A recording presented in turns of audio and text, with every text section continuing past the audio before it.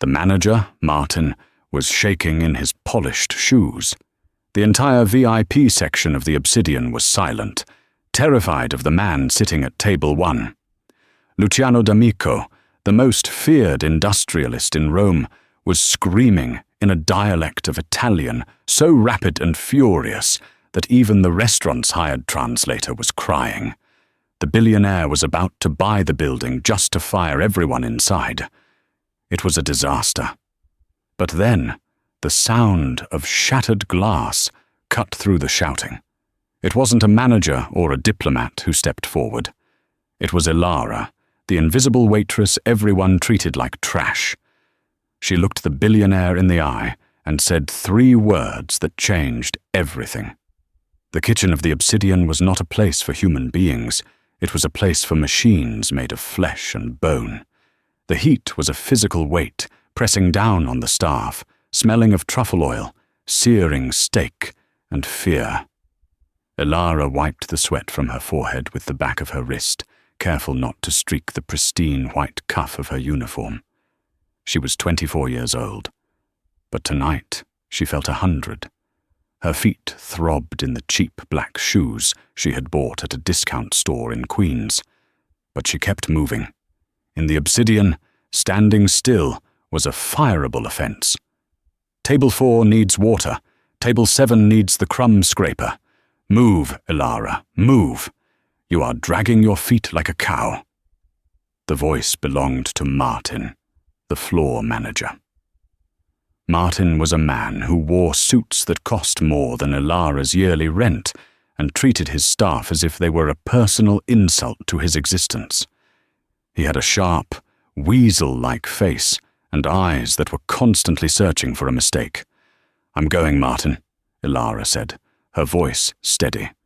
She had learned long ago not to show emotion. Emotion gave men like Martin ammunition. "It's yes, sir. To you," Martin snapped, stepping into her path and blocking the swinging doors. He loomed over her, smelling of expensive cologne and stale coffee. "Do you know who is coming tonight? Do you have any idea?" Ilara clutched the silver water pitcher tighter. "No, sir." "Luciano D'Amico." Martin whispered the name as if it were a prayer. "The D'Amico shipping empire. Steel, tech, fashion. The man owns half of the Mediterranean. He is in New York for one night to sign a merger that will reshape the city skyline, and he chose my restaurant." Martin leaned in, his face inches from hers. "If you drop a fork, if you spill a drop of water, if you breathe too loudly near him, I won't just fire you, Ilara. I will make sure you never work in this city again. Do you understand?" "I understand," Ilara said, lowering her eyes. "Good. Now get out of my sight. You are assigned to the back section. Stay away from the VIP alcove. I don't want your poverty ruining the aesthetic." Ilara slipped past him, swallowing the lump of anger in her throat. She needed this job. She needed it desperately. Her grandmother, Nonna Rosa, was in a care facility in Brooklyn, and the monthly fees were rising again. Nonna Rosa was the only family Ilara had left. She was the one who had raised Ilara on stories of the old country, on resilience, and on dignity.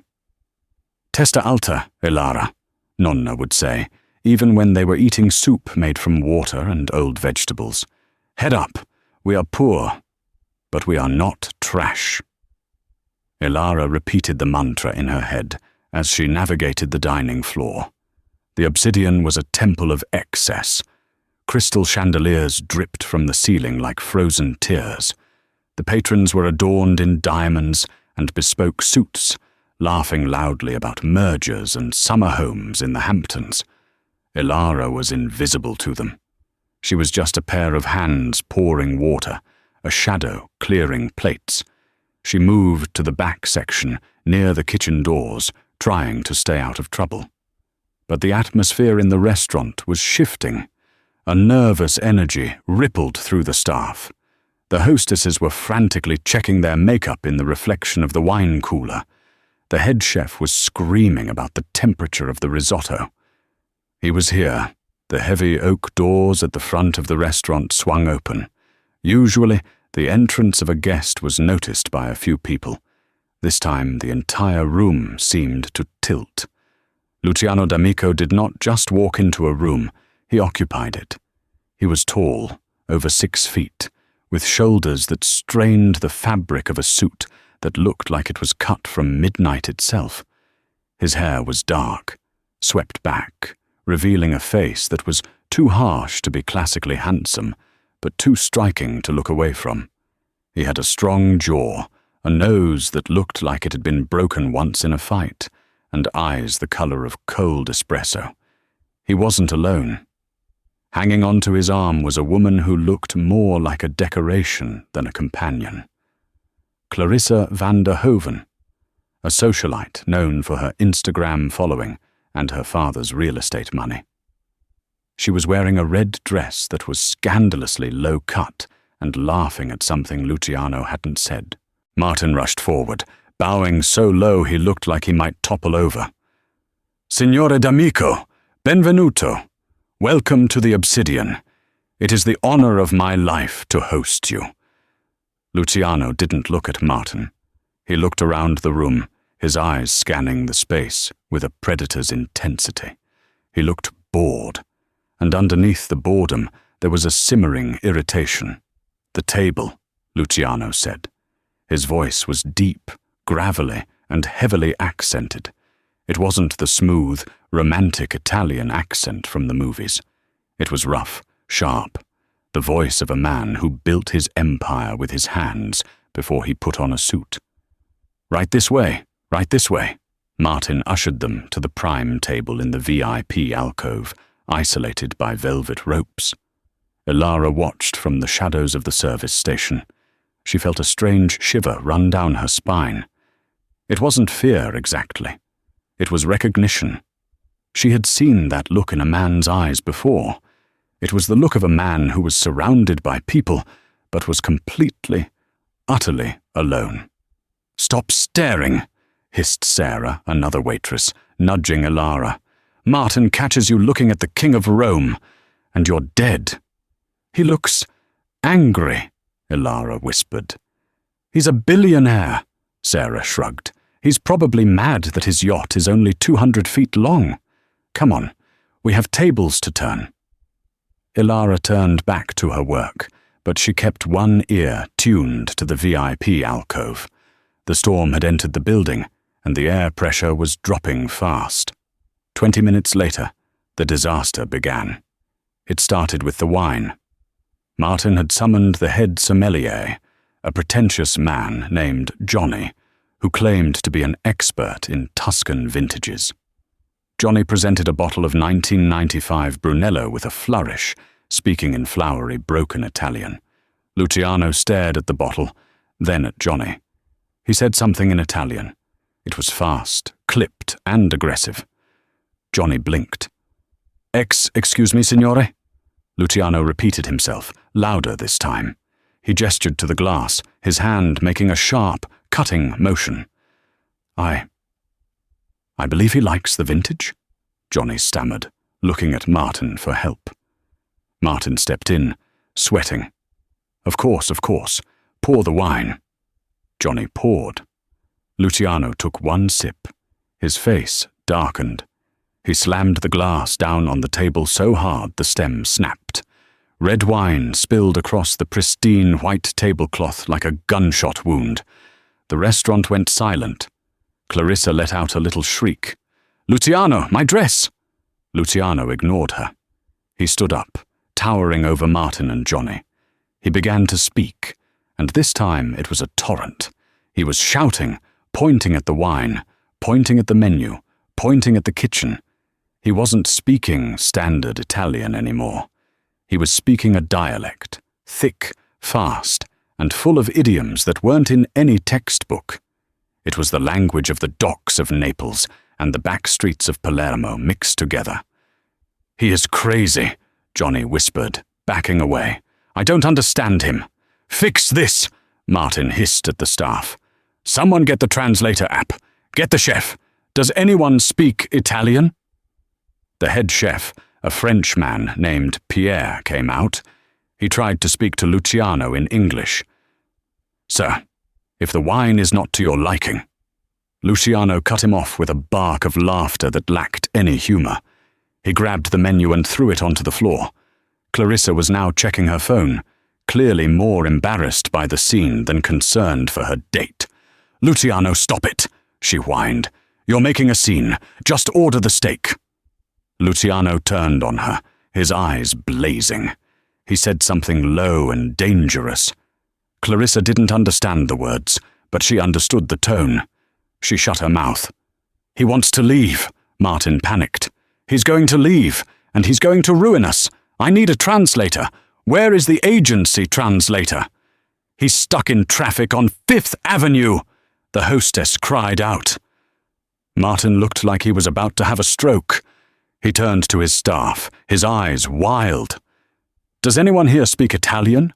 Real Italian? Not just spaghetti and Ferrari?" Silence. The busboys looked down. The servers looked away. Elara was standing at the service station, clutching a tray of dirty dishes. She heard the words Luciano was shouting. She felt them in her chest. He wasn't just complaining about the wine. He was screaming that the wine was corked. Yes, but more than that. He was screaming that the place was a lie. That they were serving him truffles that were chemically scented oil. That the bread was stale. That everyone was smiling at him while trying to rob him. He was screaming that he was tired of being treated like a walking wallet. "Voi siete tutti ladri, ladri senza onore. Mi date aceto e lo chiamate vino." "You are all thieves, thieves without honor. You give me vinegar and call it wine." Martin was now bowing again, trembling. "Please, sir, a complimentary dessert. Champagne?" Luciano looked at Martin with pure disgust. He grabbed his napkin and threw it on the spilled wine. He prepared to storm out. Elara knew she shouldn't. She knew it was suicide, but she also knew that tone. It was the same tone her grandfather used to have when the world didn't make sense anymore. It wasn't just anger. It was frustration at being unheard. Elara put down her tray. The heavy china clattered. "Elara, what are you doing?" Sarah whispered. Elara ignored her. She walked past the service station. She walked past the frozen line of waiters. She walked past the trembling Martin. She stepped up to the edge of the VIP alcove, right into the splash zone of the billionaire's rage. Luciano was turning to leave, his back to her. "Il vino non era solo aceto," Elara said clearly. Her voice wasn't loud, but it cut through the tension like a razor. Luciano froze. His shoulders stiffened. Elara continued, her Italian flawless, colored with the specific, archaic lilt of the southern provinces, the same dialect Luciano had been using. "Era un insulto alla terra che lo ha fatto crescere, ma urlare contro I sordi non cambierà il sapore, signore." The wine wasn't just vinegar. It was an insult to the earth that grew it. But screaming at the deaf won't change the taste, sir. The entire restaurant seemed to gasp at once. Martin's jaw dropped. Luciano turned around slowly. For the first time all night, the frantic energy left his body. He looked down at the waitress, at her cheap shoes, her stained apron, her messy hair tied back in a bun. He narrowed his eyes. "Who are you?" he asked, in English this time, his voice low. "I am nobody," Elara replied, switching to English but keeping the rhythm of her speech steady. "Just a waitress. But I know that you are right. The Brunello is oxidized. It has been open for 2 days. Martin tries to sell it by the glass to tourists, but tonight he tried to pass the bottle to you." Martin let out a strangled noise. "You liar! You fired, incompetent!" Luciano held up one hand. He didn't look at Martin. He kept his eyes locked on Ilara. "You speak my dialect," Luciano said. It wasn't a question. Not the television Italian. My dialect. "My grandmother is from a village near Palermo," Ilara said. "She taught me that good food is truth, and bad food is a lie. You are angry because you are being fed lies." Luciano stared at her for a long, agonizing moment. The silence stretched so thin it felt like it might snap. Then the corner of his mouth twitched. "And the truffles?" he asked. "What is the truth about the truffles?" "Synthetic oil," Ilara said without hesitation. "We haven't had real white truffles in the kitchen for 3 weeks." "Ilara!" Martin shrieked, lunging forward. "Get security! Get this crazy woman out of here!" Luciano turned to Martin. The playfulness vanished from his face, replaced by the granite hardness of a tycoon. "If you touch her," Luciano said, his voice quiet and terrifying, "I will buy this building, burn it down, and sow salt into the earth, so nothing ever grows here again." Martin froze mid-step, his face draining of blood. Luciano turned back to Ilara. He pulled out the chair opposite him, the chair Clarissa was currently occupying. He looked at Clarissa. "Leave," Luciano said flatly. Clarissa gaped. "Excuse me?" "You heard me. Leave. Take the car. Go shopping. I don't care." Clarissa looked around at the staring crowd, flushed bright red, grabbed her clutch, and stormed out, her heels clicking furiously against the floor. Luciano gestured to the empty chair. He looked at Ilara. "Sit down," the billionaire said. Ilara hesitated. "Sir, I can't. I'm on the clock. Martin will—" "I am buying your time," Luciano said. He reached into his jacket pocket, pulled out a black card, and tossed it onto the wine-stained tablecloth. "I am buying your shift. I am buying the night. Sit down. I want to order dinner, and you are the only person in this city who is going to tell me the truth about what is on the menu." Ilara looked at Martin. He was paralyzed with fear. She looked at Sarah, who was staring with her mouth open. Then she looked at Luciano. Under the harsh lights, she saw the exhaustion in his eyes. She sat down. "Okay," Ilara said softly, "but don't order the fish. It came in on Tuesday." For the first time that night, Luciano D'Amico smiled, and it was terrifyingly handsome. "Tell me everything," he said. The silence in the obsidian was heavy, a suffocating blanket that dampened even the clinking of silverware at the other tables. Every pair of eyes, from the socialites in the front to the busboys in the back, was fixed on table 1.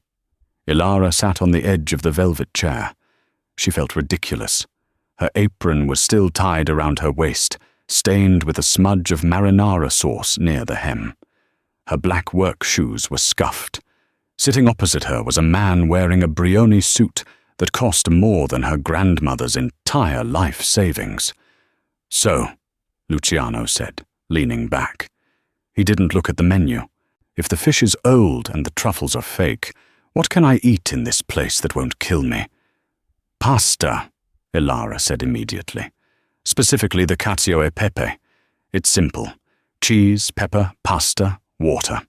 Chef Pierre hates making it because he can't hide behind expensive garnishes. But the ingredients are dry goods. They can't spoil. It's the only honest thing in the kitchen." Luciano snapped his fingers.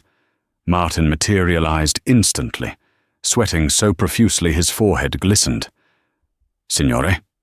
"2 orders of cacio e pepe," Luciano ordered without looking at him. "And bring a bottle of the house red. The cheap one, the one the staff drinks after their shift." Martin looked like he was about to faint. "The house red?" "Sir, we have a vintage Barolo in the cellar. Did I stutter?" Luciano's voice was low, dangerous.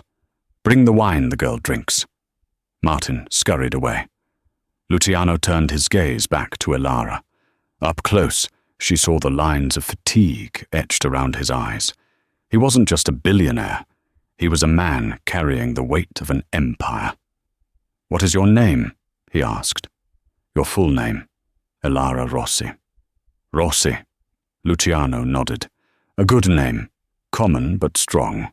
And your grandmother? The one from Palermo?" "Nonna Rosa," Elara said, a soft smile touching her lips for the first time. "She raised me. My parents died in a car accident when I was 4. She came here with nothing but a suitcase and a recipe book." Luciano's expression softened, just a fraction. "And now? Where is Nonna Rosa?" Elara's smile faltered. The reality of her life crashed back in. "She is in a facility. Sunset Gardens. She gets confused. Dementia. It's expensive to keep her there. That's why I work here. That's why I put up with Martin." Luciano studied her hands. They were rough, the hands of a worker. "You work hard for her. That is honor. There is very little honor in this room, Elara. Look around." He gestured vaguely at the other tables. "These people, they want my money. They want my influence. Clarissa? She wanted a photo for her social media. She didn't care about the wine. She didn't care about me. If I dropped dead of a heart attack, she would check my pockets for diamonds before calling an ambulance." The wine arrived. It was a cheap Chianti, uncorked by a trembling busboy. Luciano poured 2 glasses himself. "To Nonna Rosa," he said, raising his glass. "To Nonna Rosa," Elara whispered. They clinked glasses.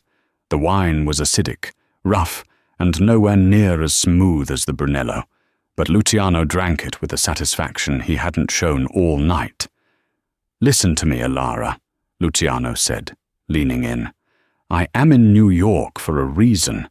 I am acquiring a shipping logistics firm, Volpe Industries. Do you know the name?" Elara shook her head. "I don't follow the stock market, sir.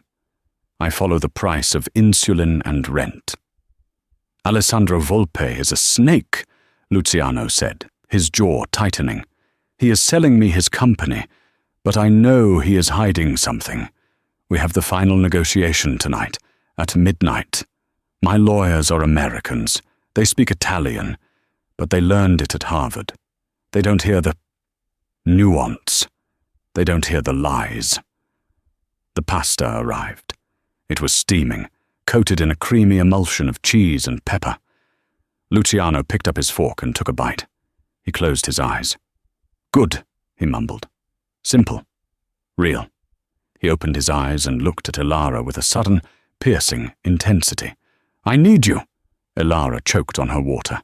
"Excuse me? I need you to come with me tonight, to the meeting with Volpe."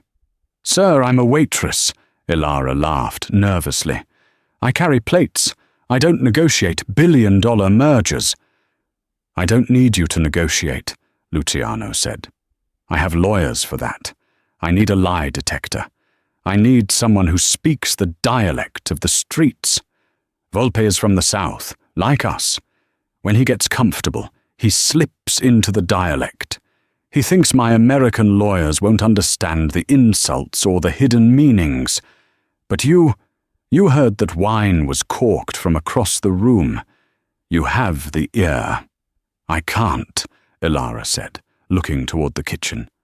"Martin will fire me if I leave. I need this job." Luciano reached into his jacket again. He pulled out a checkbook. He uncapped a gold fountain pen and scribbled something quickly. He tore the check out and slid it across the table face down. "Turn it over." Elara hesitated. Her fingers trembled as she flipped the paper. It was a check made out to cash. The amount was $50,000. Elara stopped breathing. This is a mistake. You added too many zeros." "That is 1 year of care for your grandmother, is it not?" Luciano asked. "I did the math in my head. Come with me for 3 hours. Be my ears, and this is yours." Elara looked at the check. Then she looked at Martin, who was glaring at her from the shadows, mouthing the words, "You're fired." She looked at the golden handcuffs of her poverty, and then she looked at the man offering her a key. Elara stood up. She untied her apron and let it drop to the floor. "Let's go," she said. The exit was chaotic. As soon as Elara stood up, Martin rushed forward, sensing that he was losing control of the narrative. "Where do you think you are going?" Martin hissed, grabbing Elara's arm. "You walk out that door. You don't come back. You hear me? You are nothing without this job." Luciano didn't shout this time. He simply stepped between Martin and Elara.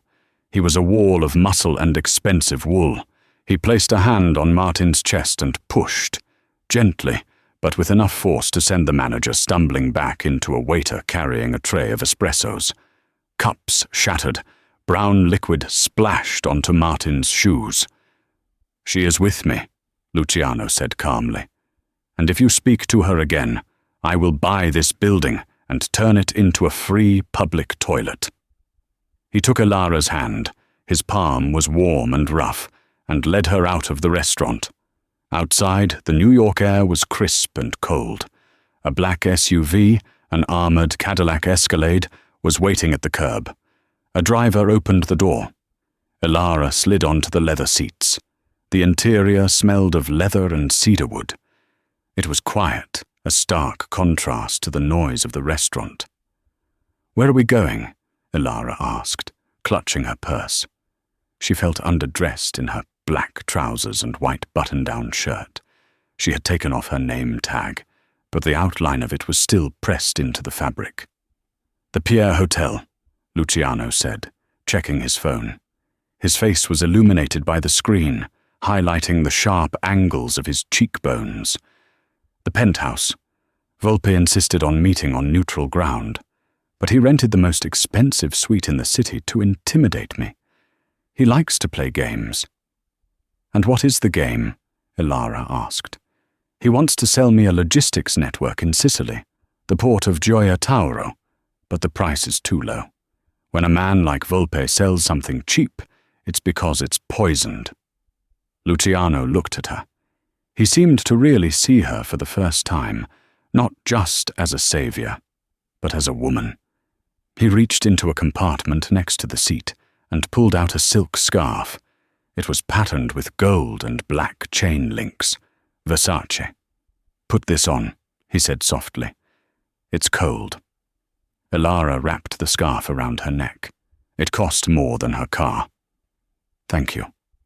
"Do not speak unless I ask you to," Luciano instructed as the car navigated the traffic of Fifth Avenue. "Sit behind me. Listen, if he says anything that sounds wrong, anything in dialect, you write it down on this." He handed her a sleek iPad. "Okay," Elara nodded. Her heart was hammering against her ribs. They arrived at the Pierre. The lobby was a palace of marble and gold. The concierge greeted Luciano by name, bowing low. They took a private elevator to the penthouse floor. The doors opened, revealing a room that spanned the entire floor, with floor-to-ceiling windows overlooking Central Park. Alessandro Volpe was waiting. If Luciano was a lion, imposing, regal, dangerous, Volpe was a hyena. He was shorter, wider, with slicked-back grey hair and a smile that showed too many teeth. He was surrounded by a team of lawyers in grey suits. Luciano walked in, his stride confident. Elara trailed a few steps behind, trying to make herself small. "Luciano! Amico mio!" Volpe shouted, spreading his arms wide. He rushed forward to embrace Luciano, kissing him on both cheeks in the traditional manner. "I am so glad you came. And who is this? Your secretary?" Volpe's eyes raked over Elara, dismissing her instantly. A waitress in a cheap uniform wrapped in an expensive scarf. He smirked. "My assistant," Luciano said smoothly. "She handles the notes." Of course, Volpe laughed. "Come, sit. The whiskey is poured. The contracts are ready." They sat at a massive mahogany table. On one side, Luciano and his two American lawyers. On the other, Volpe and his team. Elara sat in a chair slightly behind Luciano, the iPad on her lap.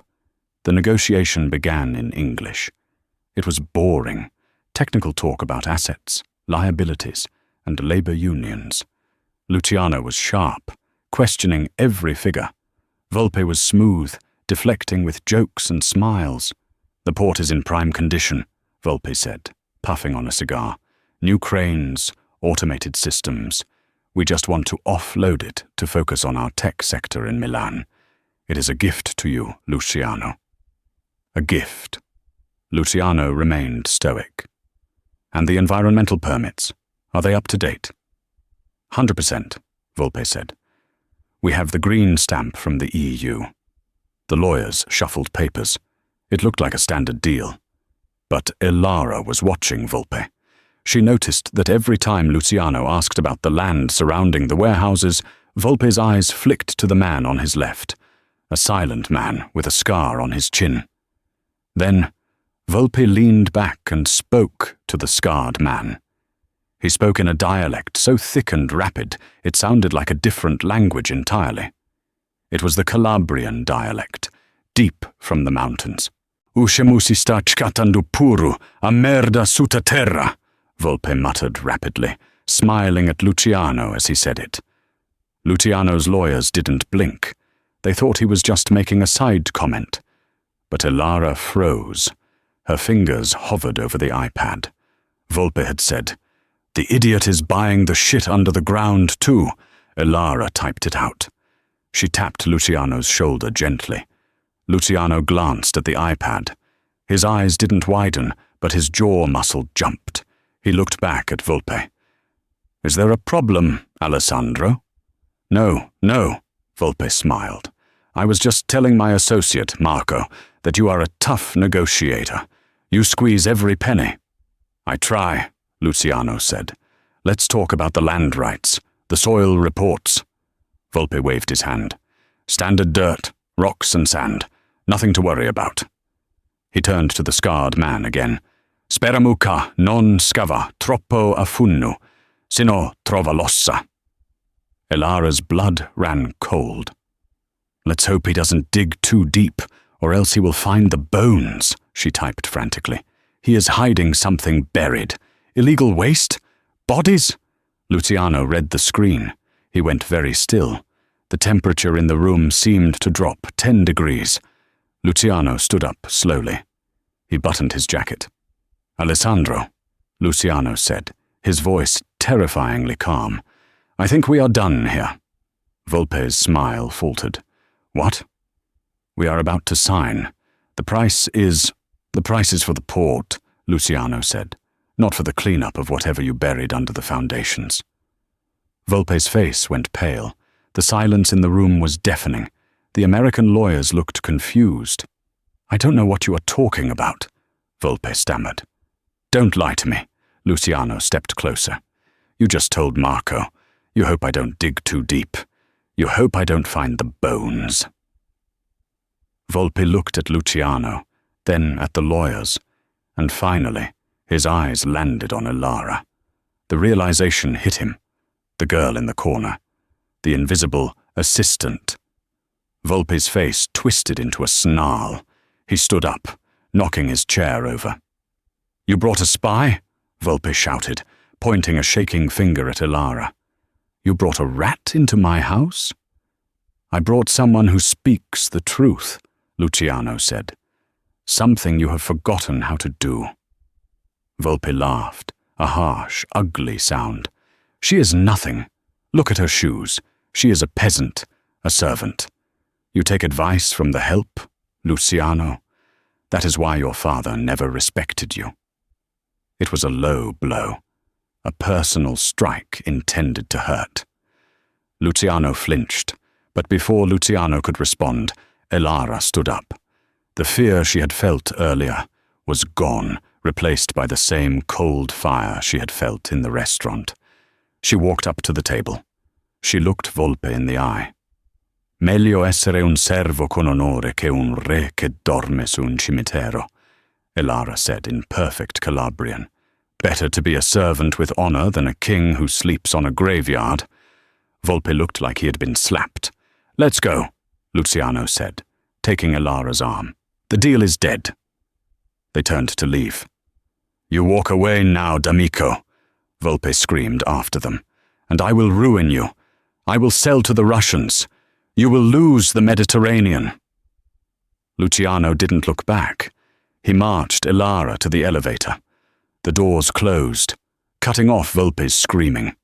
In the silence of the elevator, the adrenaline crashed. Ilara's knees buckled. Luciano caught her, his hands gripping her waist to steady her.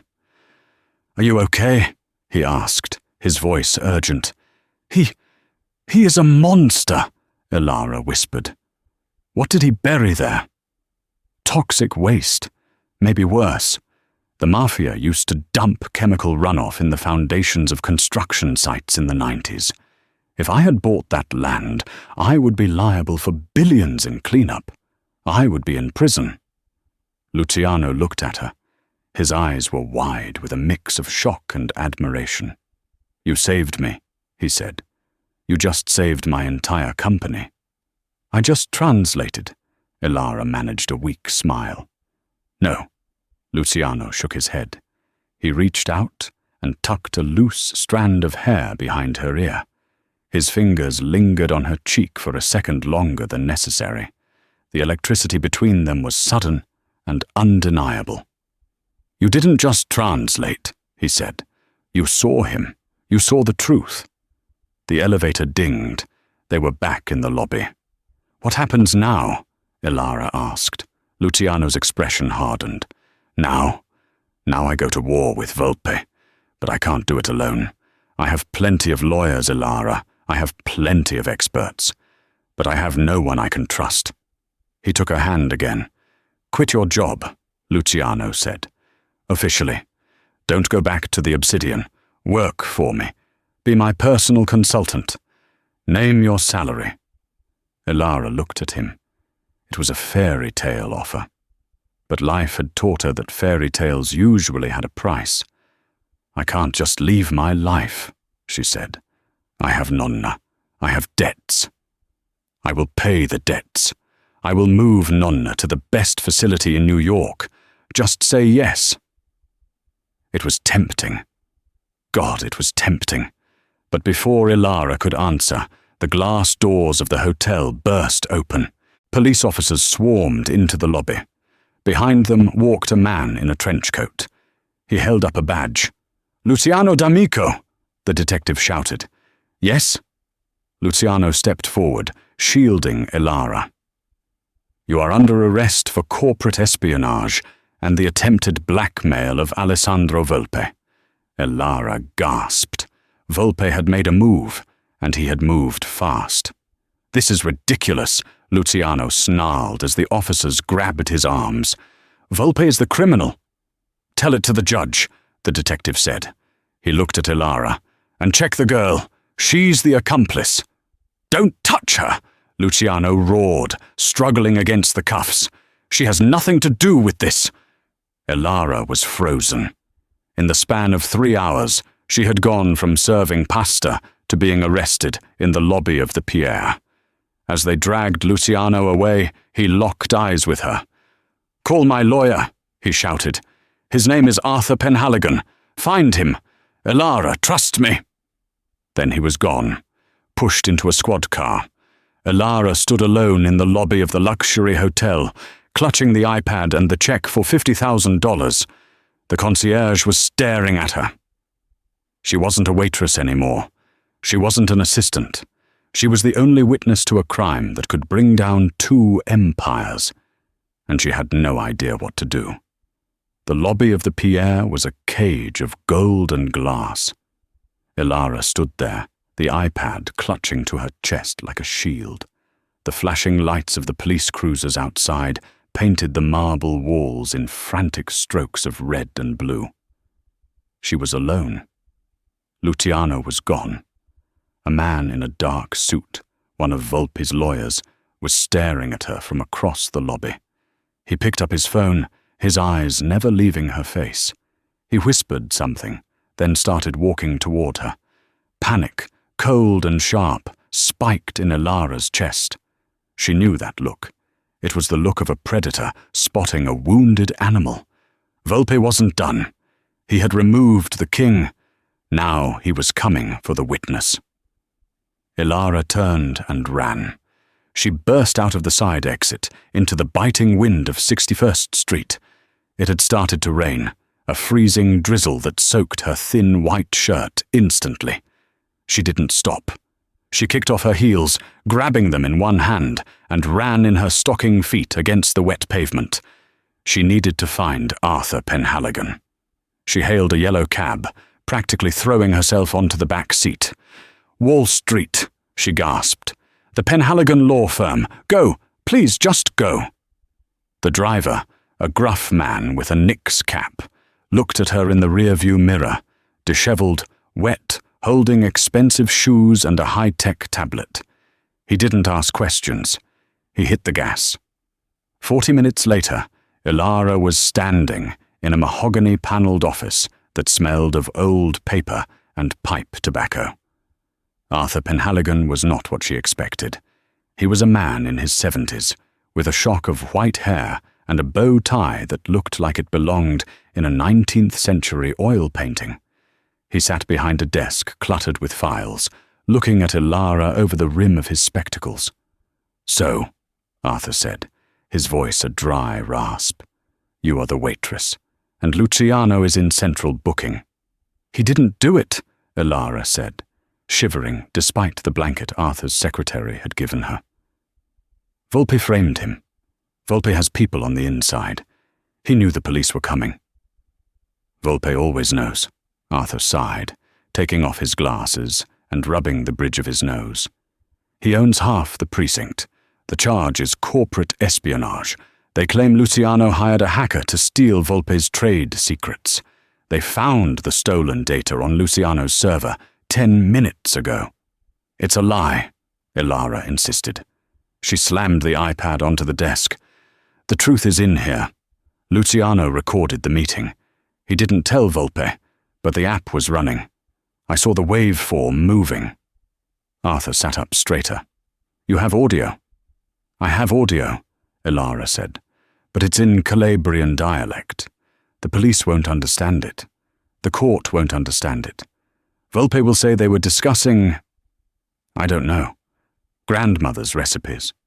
But they were talking about bones." Arthur reached for the iPad. "Bones?" Volpe said, "Let's hope he doesn't dig too deep, or else he will find the bones." And then he said, "The idiot is buying the shit under the ground." Arthur's eyes widened. He plugged the iPad into his computer. "If this is true, if we can prove the translation, this isn't just fraud. This is a capital offense. Hiding human remains, environmental crimes. We need to get this to the judge," Ilara said. "We can't," Arthur said grimly. "Not yet. An audio recording made without consent in a private suite? It's inadmissible in New York court unless we can prove it falls under the crime-fraud exception. We need corroborating evidence. We need to know whose bones are down there." Suddenly, the glass front door of the law firm shattered. Ilara screamed. 2 men in ski masks burst into the reception area, wielding baseball bats. Volpe's cleanup crew. They had tracked her phone. "Get the girl," one of them shouted. Arthur didn't panic. He pressed a red button under his desk. "Miss Rossi, get behind me." The men charged into the office. The first one swung the bat, smashing a lamp. "Give us the tablet!" Ilara backed into the corner, clutching the iPad. She was trapped. Then, a low, menacing growl filled the room. From the side door leading to the hallway, a black shadow launched itself into the air. It was a massive Belgian Malinois, a K9 protection dog. The dog hit the first attacker in the chest, taking him down with the force of a missile. The man screamed as the dog clamped onto his arm. Controlled, precise, but terrifying. "Titan! Aus! Out!" a deep voice commanded. The dog released instantly, but stood over the man, barking ferociously. A man stepped into the room. He was built like a tank, wearing a tactical vest over a suit. This was Rocco, Luciano's head of security. The second attacker took one look at Rocco and the snarling dog, dropped his bat, and ran out the shattered door. Rocco looked at Ilara. Boss sent a distress signal from the car before they cuffed him. Said to find the girl. Said to protect the girl with my life. Ilara let out a breath she didn't know she was holding and sank into the chair. "Good boy, Titan," Rocco murmured, patting the dog's head. He looked at Arthur. "We have to move. Volpe knows she's here. He won't send thugs with bats next time. He'll send shooters." "Where do we go?" Ilara asked, her voice trembling. Arthur stood up, grabbing the iPad and a thick file. "We go to court. The arraignment is in 2 hours. We're going to turn this bail hearing into a war zone." The courtroom was packed. The press had descended like vultures. "Italian billionaire arrested" was already trending on Twitter. The air in the room was thick with humidity and the smell of wet wool. Luciano sat at the defendant's table. He looked tired. His tie was gone, his top button undone. He had spent the last 4 hours in a holding cell, stripped of his dignity. But his back was straight. He stared ahead, his face a mask of stone. The prosecutor, a sharp-faced woman named District Attorney Miller, who had received a very large campaign donation from a shell company the week prior, was making her opening statement for the bail hearing. "Your Honor," Miller boomed, "Luciano D'Amico is a flight risk of the highest order.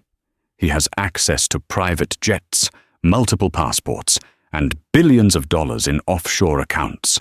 Furthermore, the evidence against him is overwhelming. We found encrypted files on his server detailing the theft of Volpe Industries' proprietary algorithms."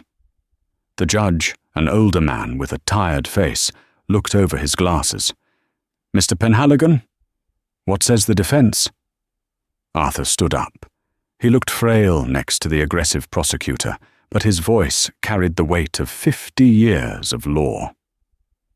"Your Honor, the defense requests a dismissal of all charges. The evidence on Mr. D'Amico's server was planted remotely, a digital frame job, and the real criminal is not the man in this chair. The real criminal is the accuser, Alessandro Volpe." "Objection," Miller shouted. "Conjecture." "We have a witness," Arthur continued, ignoring her. "A witness who was in the room. A witness who can translate the conspiracy that Mr. Volpe thought he was speaking in secret." The courtroom doors swung open. Rocco walked in first, his presence commanding silence. Behind him came Ilara.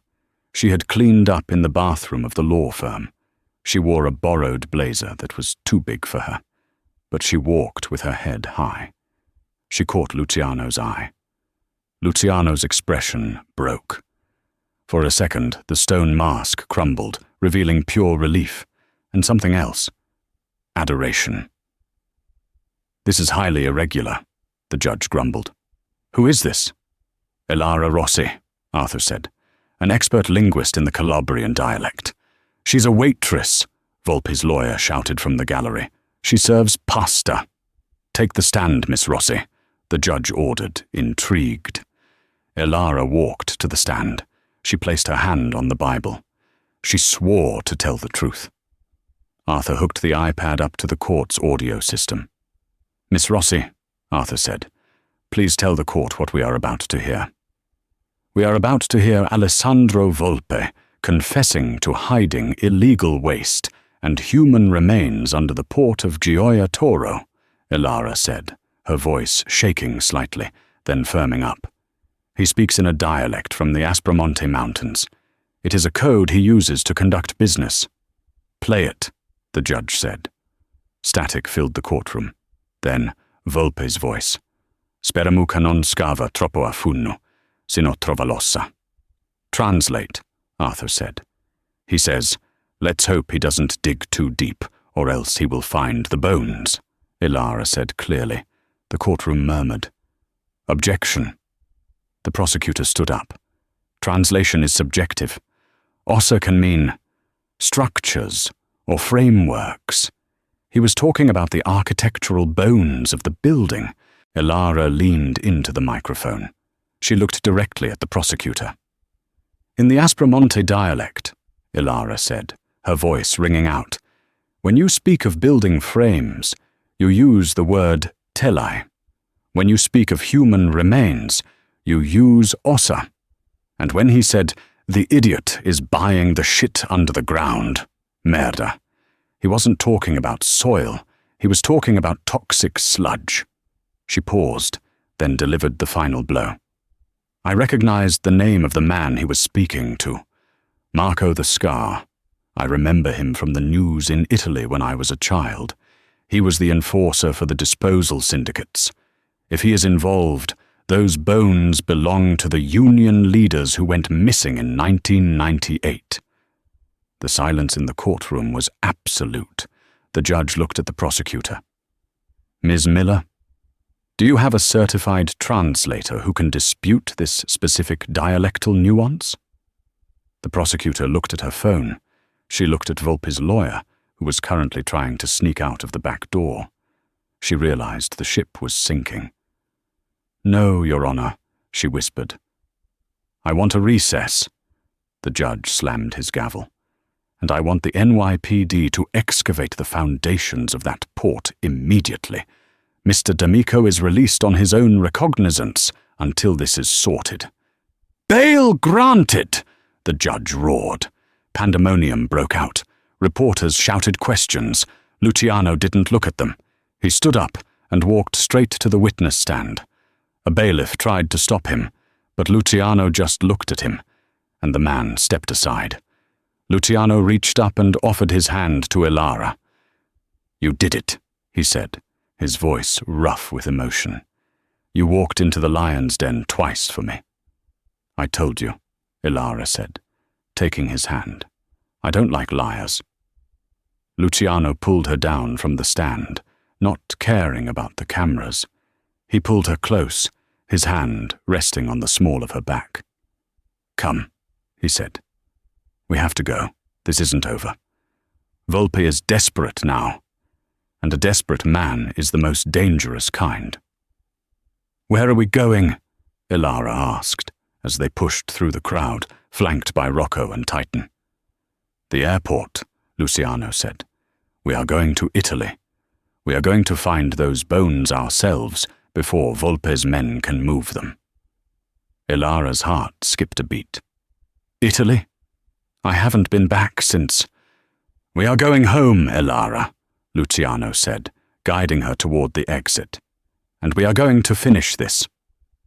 The helicopter touched down on the concrete pad at the edge of the port of Gioia Tauro, the rotors whipping the humid Calabrian air into a frenzy. Luciano didn't wait for a full stop. He jumped out, pulling Ilara with him, flanked by Rocco and his heavily armed security team. Below them, the industrial labyrinth of shipping containers stretched for miles. But in Sector 4, the darkness was broken by harsh floodlights. "There," Rocco shouted, pointing to a construction site half a mile away. "Volpe brought heavy machinery. He's panicked." Two massive yellow excavators were tearing violently at the earth near a drainage canal. Armed mercenaries stood guard, watching the perimeter. Alessandro Volpe was in the center of the pit, screaming at the operators to dig faster. "We have to move," Luciano said, checking his handgun. "The Carabinieri are 10 minutes out. If Volpe finds the barrels and dumps them in the sea before they arrive, the evidence is gone." Ilara squinted through the darkness, watching the excavators claw at the wet mud of the canal. Something was wrong. She replayed the recording in her head. "Stop!" Ilara grabbed Luciano's arm. "He's digging in the wrong place." Luciano froze. "What?" "In the recording, Volpe used the word u pantanu. In standard Italian, it means swamp or marsh. That's why he's digging by the canal." Elara pointed to a crumbling stone watchtower on a hill hundreds of yards away from the machines. But in the old Aspromonte dialect, Upantanu refers to the salt flats that dry out in summer. It's the high ground, that's where the bodies are. Luciano looked at her, then at the tower. If we go there, we have no cover. If we don't, Volpe gets away with it, Elara said.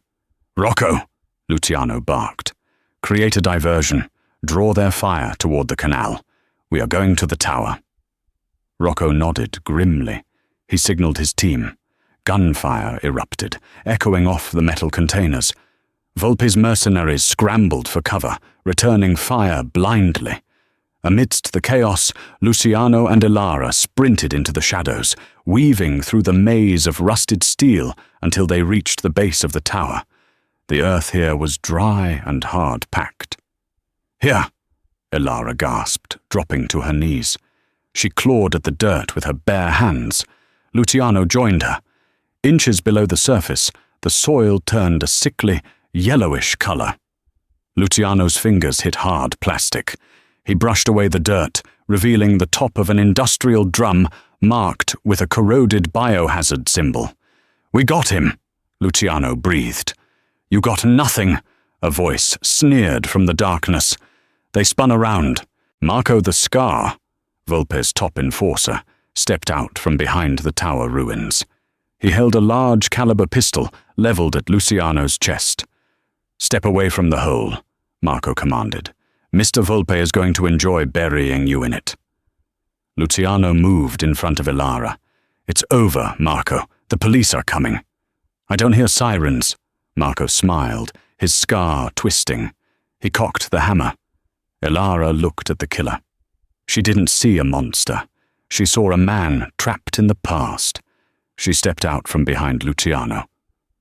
You are the son of Anthony the Blind Man, aren't you? Marco flinched. The gun wavered. What did you say? Elara switched to the deep, archaic dialect of the mountains, the language of blood and honor that men like Volpe had forgotten. Your father lost his eyes defending his family, she said, her voice steady. He was a man of honor. He never hurt women. He never poisoned the earth. And you? You take orders from a pig like Volpe? Your father is weeping in his grave. Marco stared at her, his face pale. The code of the old country was sacred, and she had just invoked the ghost of his father. Who are you? He whispered. I am the truth, Elara said. In the distance, the wail of sirens finally pierced the night. Blue lights flashed against the sky. Marco looked at the police lights, then at his gun, and finally at Elara. He slowly lowered the weapon.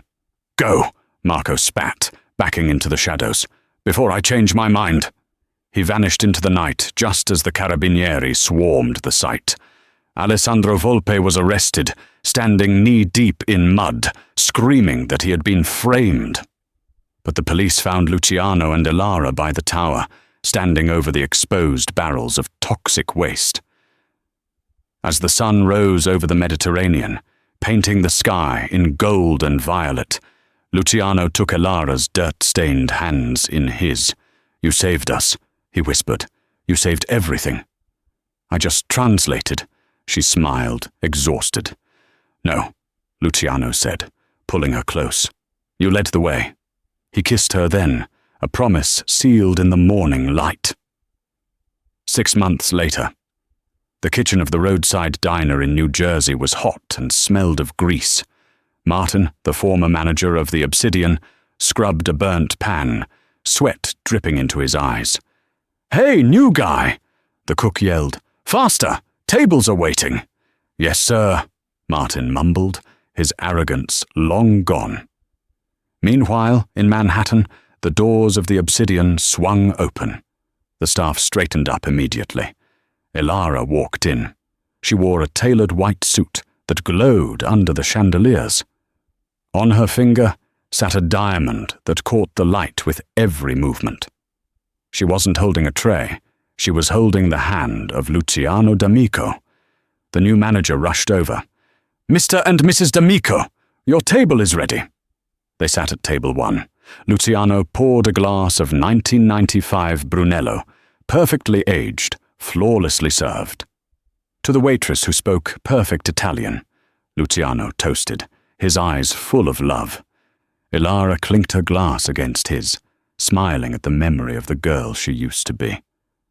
To the billionaire who finally learned to listen, she replied. What a journey. From being invisible in a high-end restaurant to taking down a corrupt empire in Italy, Ilara proved that true power isn't about money. It's about integrity, courage, and never forgetting where you come from. She didn't just speak the billionaire's language. She spoke to his soul. If you loved this story of underdog victory, romance, and high-stakes drama, please smash that like button right now. It really helps the channel grow.